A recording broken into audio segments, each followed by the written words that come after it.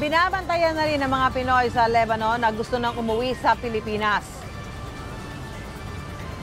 Ah! My God. My God. My God.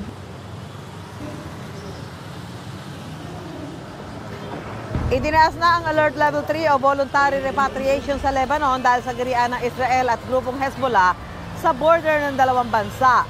Ayon kay Philippine Ambassador to Lebanon Raymond Balatbat, 59 na Pinoy na ang humingi ng tulong sa kanila. Mula sila sa Beirut, Mount Lebanon at 3 sa Southern Lebanon.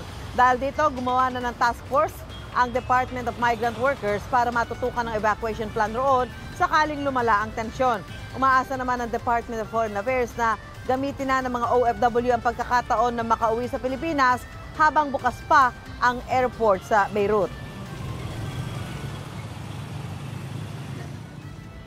Mauna ka sa mga balita, bisitahin at mag-subscribe sa GMA Integrated News sa YouTube. Sa mga kapuso abroad, samahan nyo kami sa GMA Pinoy TV at sa www.gmanews.tv.